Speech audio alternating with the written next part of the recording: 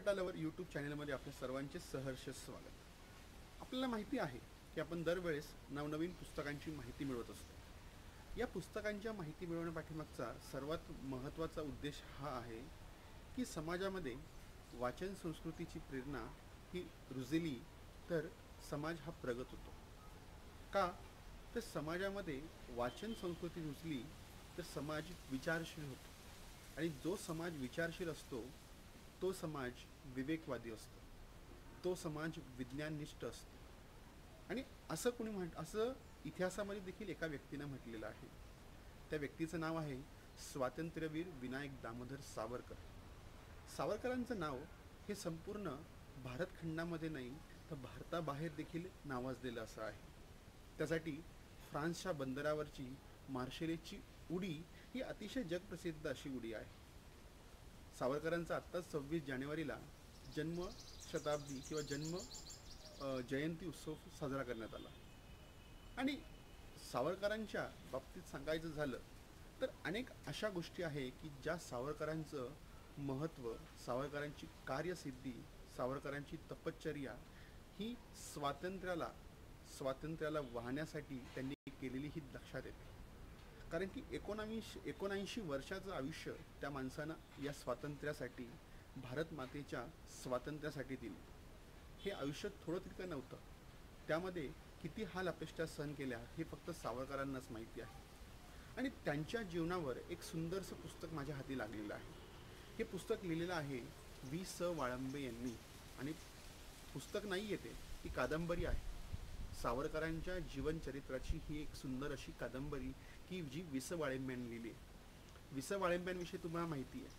वि.स. वाळंब्यांनी अनेक महान पुरुषांच्या, लोकोत्तर पुरुषांच्या विषयी, त्यांच्या जीवनाविषयी लिहिण्याचा प्रयत्न केला आहे. आणि वि.स. वाळंब्यांनी लिहिलेलं कुठलंही पुस्तक हे प्रसिद्धच होणारच. त्याच पद्धतीनं सावरकरांच्या जीवनावर हे लिहिलेलं ही सुंदर अशी कादंबरी ही देखील तितक्याच ताकदीची, त्याच्यामधले वापरलेले शब्द हे तितक्याच ताकदीचे असे शब्द आहेत. त्यामुळं वाचकांना पहिल्या पानापासून तर शेवटच्या पानापर्यंत खिळवून ठेवण्याचं काम ही कादंबरी करत असते. आज समाजामध्ये आपण जर विचार केला, सावरकरांबद्दल अनेक प्रकारचे गैरसमज पसरलेले आहेत. सावरकरांवर अतिशय चुकीच्या पद्धतीने टीका टिप्पणी ही जी गोष्ट आहे ती होत असते. परंतु मला असं वाटतं सर्वसामान्य पद्धतीनं, सर्वसामान्य व्यक्तीपर्यंत सावरकर अजून तितकेसे पोहोचलेले नाही आहे. कारण की सावरकरांचं जन्मापासून तर त्यांच्या मृत्यूपर्यंत त्यांचं कार्य काय आहे याची कुठल्याही प्रकारची नीटशी माहिती ही सर्वसामान्य मंडळींना अजिबात नाही आहे. आणि मला असं वाटतं की सावरकरांच्या जीवनाविषयी जर आपल्याला यथायोग्य अशी माहिती मिळवायची असेल तर वाळिंब्यांनी लिहिलेलं हे सुंदर असं पुस्तक आपल्याला वाचल्याशिवाय पर्याय नाही.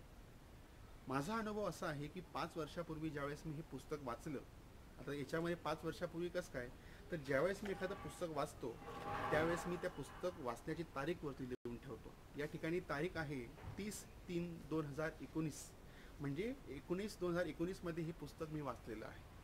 म्हणजे आजपासून गेली 5 वर्षापूर्वी हे पुस्तक मी वाचलेलं आहे. त्यावेळेस मी हे पुस्तक वाचलं फक्त अवघ्या 2 दिवसामध्ये. कारण की जसं पहिलं पान मी उचललं तर शेवटच्या पानापर्यंत मी लगातार हे पुस्तक वाचत होतो. आणि मला आशा आहे ज्यावेळेस तुमच्यासारखे वाचक देखील हे पुस्तक हातात घेतील, कमीत कमी 8 दिवसामध्ये देखील हे पुस्तक त्यांना संपवतील अशी मला अपेक्षा आहे. कारण की इतकं सुंदर आणि लागवी भाषेमध्ये या पुस्तकाची भाषा वापरलेली आहे.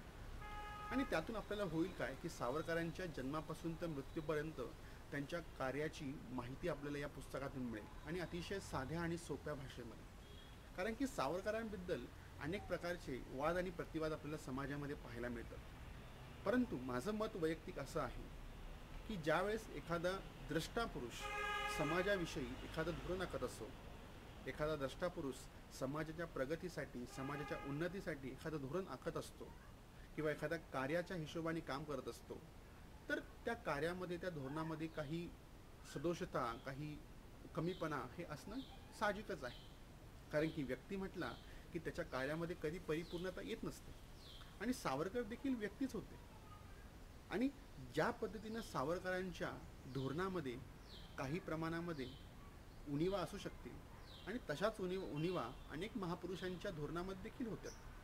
त्यामुळं व्यक्ती आणि व्यक्तीच्या कार्यापाठीमागची भूमिका ही आपल्याला सर्वात महत्त्वाची लक्षात घेणं गरजेचं आहे. आणि सावरकरांचं आपण कर्तृत्व जर बघितलं तर सावरकरांचं कर्तृत्व हे तेजस्वी सूर्यासारखं आहे.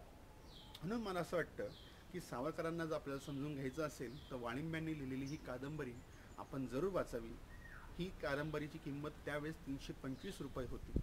आज साधारणतः 5 वर्षानंतर या कादंबरीची किंमत 50-60 रुपयांनी वाढली असू शकते.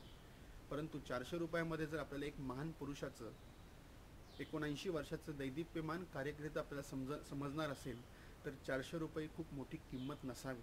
त्यामुळे सर्वांना मी विनंती करतो की आपल्याला सावरकर समजून घ्यायचं असेल तर वि स वाळिंब्यांचं हे पुस्तक आपण जरूर वाचा.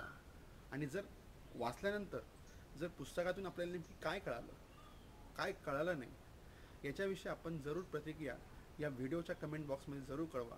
आणि व्हिडिओ आवडला असेल तर व्हिडिओला एक लाईक करा, सबस्क्राईब करा चॅनलला, आणि त्यातून मला तुम्ही मोटिवेट करत राहा.